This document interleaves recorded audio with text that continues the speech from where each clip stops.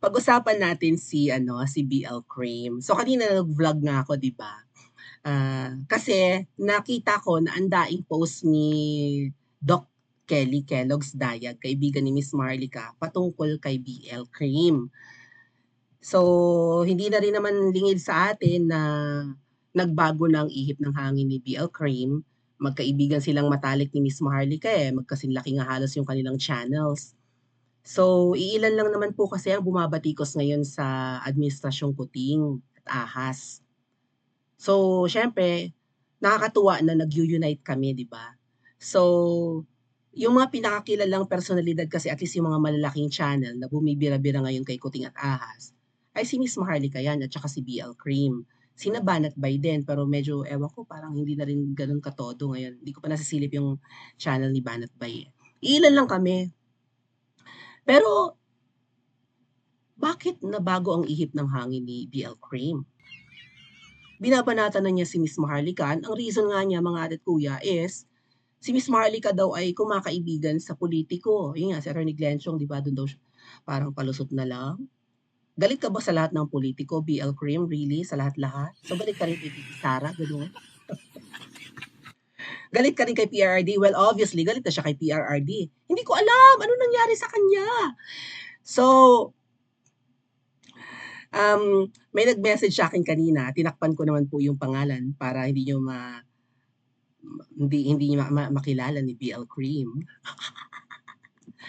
Hoy, BL Cream, pakisagot naman yung mga allegations sa ni Doc Kelly. Si Doc Kelly po kasi isang therapist dyan sa Texas. I think nasa Texas na siya ngayon. Dati taga California rin katulad ni Miss Maharlika. Ang dami niyang mga revelations patungkol sa iyo. And take note ha, ang claim ni Doc Kelly ay true story ang sinasabi niya. Na ikaw ay Trojan horse ni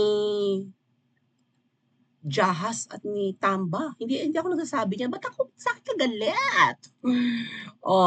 Puntahan natin kasi sabi ko manonood ng live natin yan si BL Cream. Bakit ka apektado sa akin?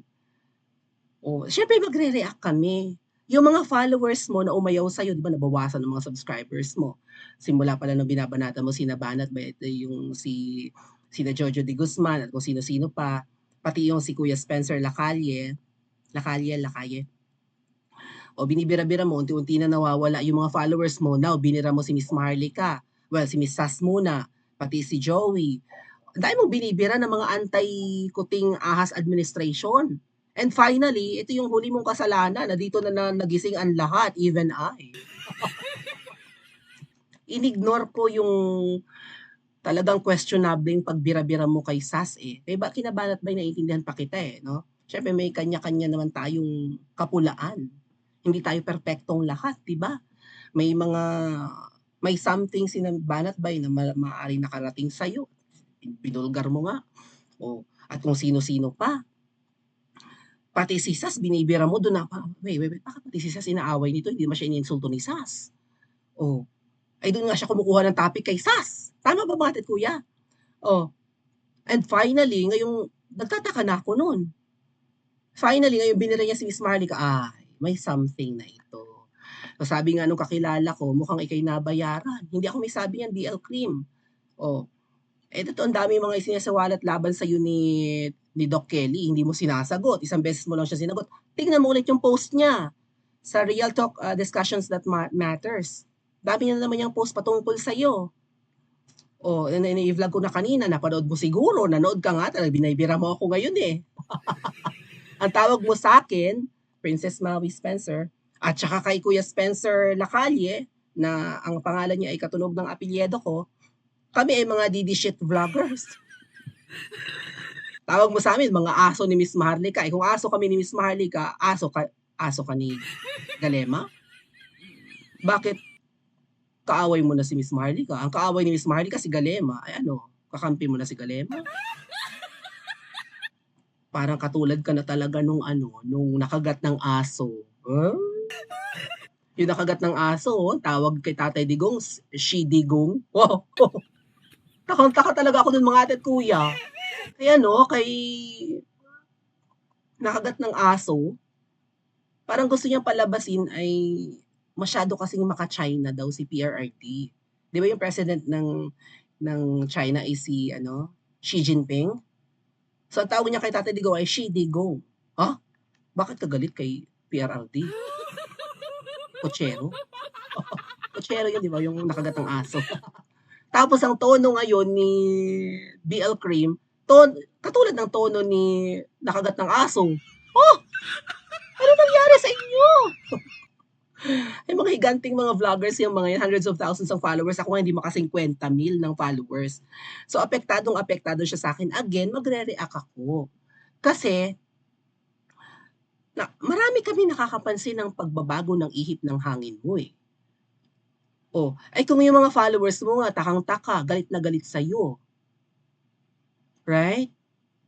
Talagang pati ako, magtataka rin. Ngayon, hamon ko nga sa'yo, BL Cream, talagang ako, sa aking kaapektado, dapat ka maapektuhan kay Doc Kelly. Marami siyang alam tungkol sa'yo. Marami siyang, for sure, marami siyang nakukuha from Miss Maharlika. Tsaka dyan ka nang gigigil, no? Kasi Miss Maharlika, hindi ka pinapansin. So, to your mind, I guess, niisip mo na, si Miss Maharlika, si Maharlika na yan, si Maharluka, may mga aso yan na uutusan para birahin ako. Bakit ka natatakot sa uutusan ni Miss Maharlika ang bumira sa'yo? At anong gusto mo iparating na inuutosan ako ni Miss Maharlika? Again, mga ate at kuya, nahihiya akong magsabi kay Miss Maharlika or magtanong na yung makimarites ba? Anong nangyari, 'di ba?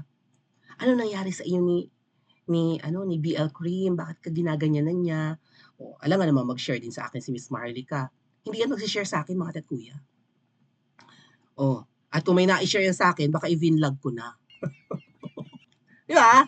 Oh, ngayon, si Miss Maharlika at si Doc Kelly, napin ko nga yung picture ni Doc Kelly para makita ng iba sa inyo, ha. Puntahan ko nga yung binibira-bira ako ngayon ni BL Cream eh. Nanonood talaga siya sa ating channel. Apektado ka BL Cream sa akin. Ayan, nandito sa ating main channel. Nakikita nyo? Ayan. And then dito puntahan ko naman para may pakita ko sa, kailangan ba yan? Hirap. Sa ating Princess Maui 2. Ano pangalan ni Doc Kelly? Okay, pakita ko lang picture ni Doc Kelly para familiar kayo sa itsura niya. Marami na nakakakilala dito, lalo na matagal na Mawinians. This is Doc Kelly, mga ate at kuya. Oh. Kaibigan ni Miss Maharlika to. Ito ay nasa California dati, pero ang alam ko po, nasa Texas na siya ngayon. Wala lang kaming constant communication ni Doc Kelly eh. Pero hopefully mag-message siya sa akin, ano. Lagot ka, BL Cream, pag nag-message to sa akin. That's Doc Kelly. Okay. Oh. Ayan. So, meron tong page, doon niya nire-reveal yung mga eksena ni BL Cream. Na-vlog ko na kanina. Kung di nyo pa napanood, balikan nyo yung unang vlog natin. No? Kaso na nauna dito sa vlog natin ngayon. So, bakit ako ang pinuputakti mo? Ang putaktihin mo ay si Doc Kelly. Kasi for sure, marami nakarating dito. Marami siyang revelations about you with the likes of ikaw ay pakawala ni pumunta ka talaga. Sagutin mo to. Sagot mo ba to? Pumunta ka sa Anemika para mag-espiya kay Miss Maharlika. So, kunwari, nakipagkaibigan ka, lumapat ka, nag-effort kang pumunta sa US from Canada, yung pala, aalamin mo lang yung whereabouts ni Miss Maharlika and then i-feed mo kay Tamba at kay Ahas. Anong klasikang tao? Diba? Sagutin mo tong mga, bakling, lipunan, pa ang tawag sa'yo ni Doc Kelly. Maharlika, baka pwede kong ma-interview si Aimee. Sana si Kwan at si Kwan. So parang ginagamit niya si Miss Maharlika para ma-interview yung mga bigating tao. Lumakas yung channel niya, di ba? Miss Maharlika naman, tawa lang. Gagamitin pa ako na imbyar na daw si Bakling Lipunan. Bakling Lipunan. Maharlika, inaaway ako ni Banat Bay. Awayin mo rin. My God, nagsusumbong ka pala kay Miss Maharlika? Totoo ba 'tong mga sinasabi ni Doc Kelly sa'yo? True story daw, eh. Oh, true story daw. Nagsusumbong ka kay Miss Maharlika na inaaway ka ni Banat Bay. Oh, awayin mo rin daw. So, pinapaatake mo kay Miss Maharlika si Banat Bay porke inaaway ka ni Banat Bay. O, kapi-kapi lang si Miss Maharlika, naimbiyerna ka ngayon. At tinatawag mo ng purveyor ng fake news. Ikaw tong salita ng salita na bumingo na ng bumingo ng bumingo si Miss Maharlika sa kanyang mga expose. Tapos ngayon hindi ka natulungan sa away mo kay... Oh. Oh.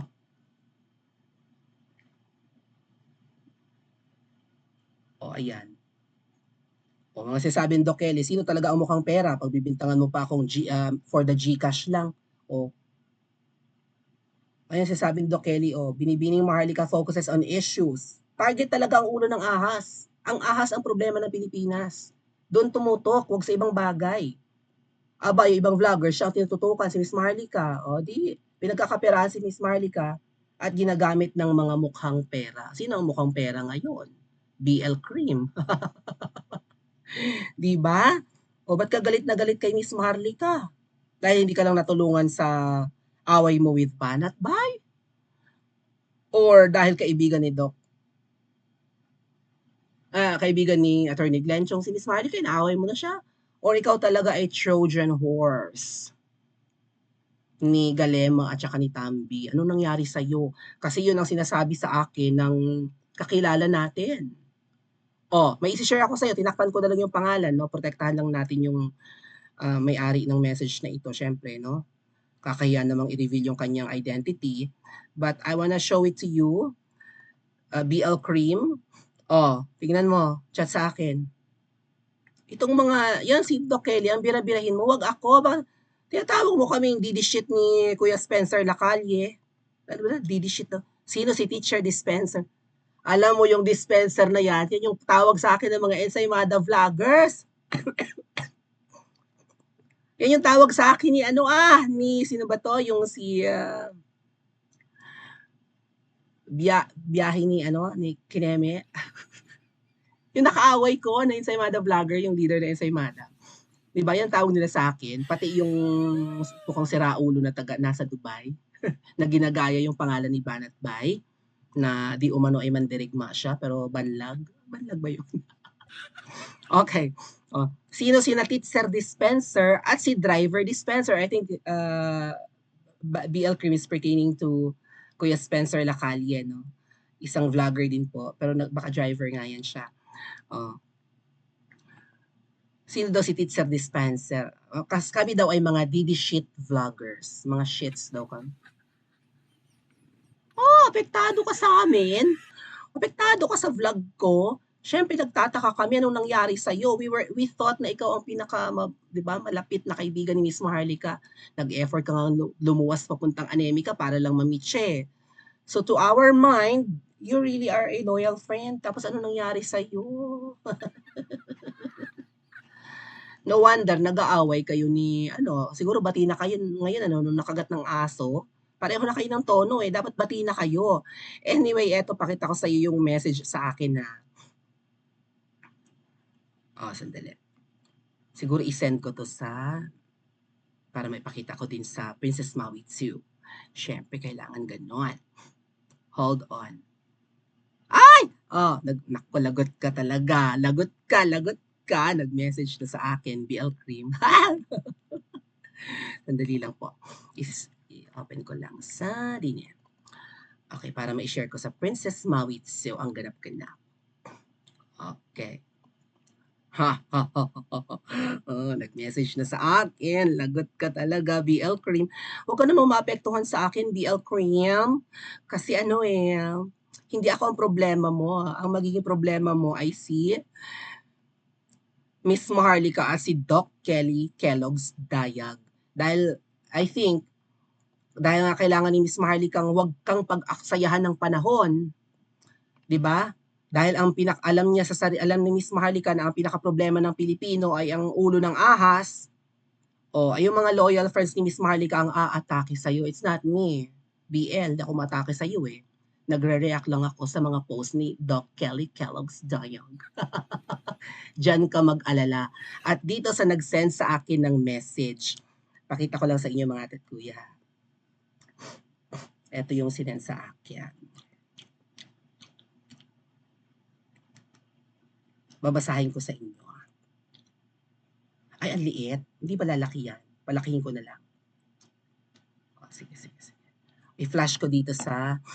Tinakpan ko na lang yung pangalan nung nag-message na ito. Nakahalata talaga kasi nila kung anong klase si BL Cream. Thank you, Ate Edna. Babasahin ko yan sa inyo mga tat kuya. Ang sabi nung nag-message sa akin, si BL Cream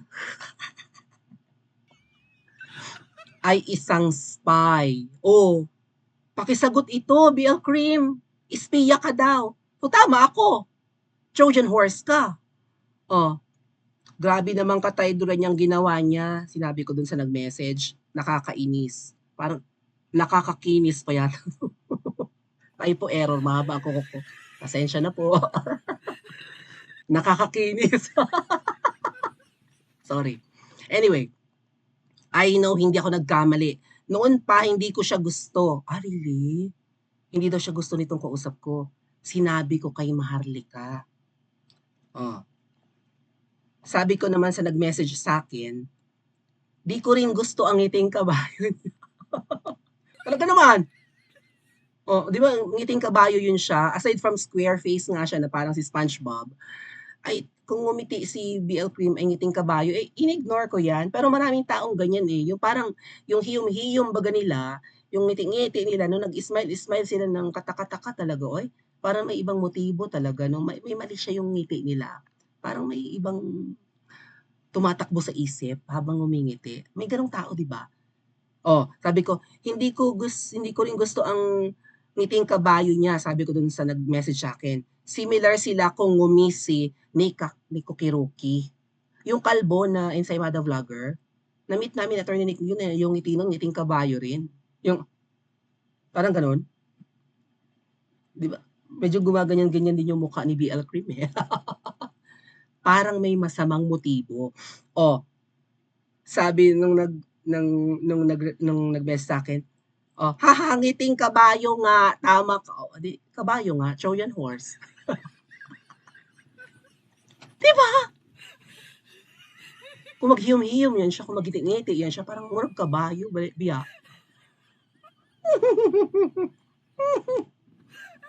Ay, hindi naman ganon. Kinoko! Nako, talagang BL Cream, wag ako ang binabanat-banatan mo. At yung sagutin mo si Doc Kelly, ang dahil niyang exposure laban sa'yo. Dahil niyang sinasabi. At kiniklaim niyang totoo ang sinasabi niya. Na may mga motibo kang, di ba, nahalata na rin siguro ni Miss Marlica.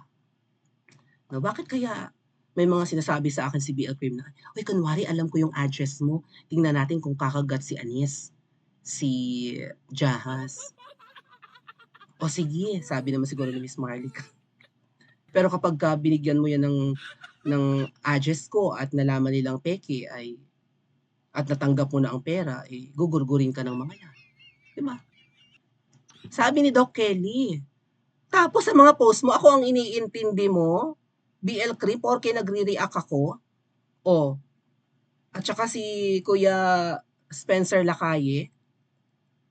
Ako din. O, ito pa. O, yung teacher dispenser, ako tinutukoy niya. Kailan mo alamin ang story ng Trojan Horse? Kasi sabi ko sa inyo kanina na, bakit? Mas alam mo ang kwento ng Iliad kaysa sa akin? Eh, part ng curriculum ko yan. Namin, as teachers. Secondary school teachers. Naging part ba ng curriculum niyo yan? Like kayo nag-aaral ng engineering? Maybe. Kailan pa? 2018 yun, di ba? Na pinag-aralan namin yung Greek literature or Greek mythology. Anong taon na ngayon? 2024, 6 years ago na yun. Yun pa lang yung naaalala ko. How much more pag binalikan ko yung lessons namin? Sinong mas may alam sa atin about the Trojan War, the Trojan Horse, and the Iliad, and the Odyssey? Ikaw o ako? Poor daw ang comprehension ko, mga tat kuya. Hindi rin niya ako mapangalanan ng diretso o teacher dispenser ang tawag sa akin. Kailan mo alamin ang story Diyos ko po, kini-question mo pa ang knowledge ko patungkol sa mythology. Sino ang teacher sa ating dalawa? Oh, or poor daw ang comprehension ko, mukhang GCash ka rin, sabi niya. Bakit apektado? Oh, anyway, oh, tapos kinukumpara niya ako kay Taning. Kung ano man ang kanyang ano diyan. Anyway, yung mga nag-comment sa kanyang post, galit sa kanya, hindi sa akin galit.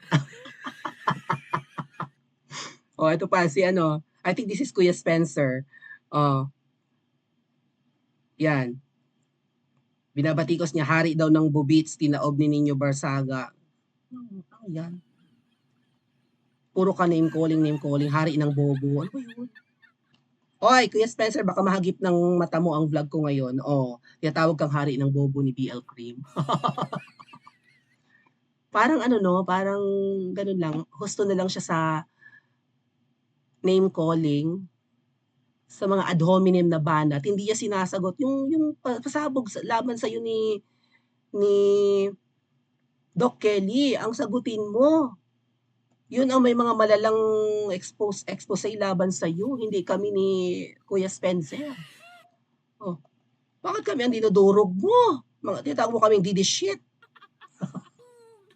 Ngayon, ito nga ang hamon ko sa iyo, again, BL Cream. Kumbinsihin mo ko na mag-side ako sa iyo instead of Miss Maharlika. Kasi dito sa survey ko, 82% ang tawag sa iyo Trojan horse. I mean, ang side ng majority ay na kay Miss Maharlika. Kumbinsihin mo ko.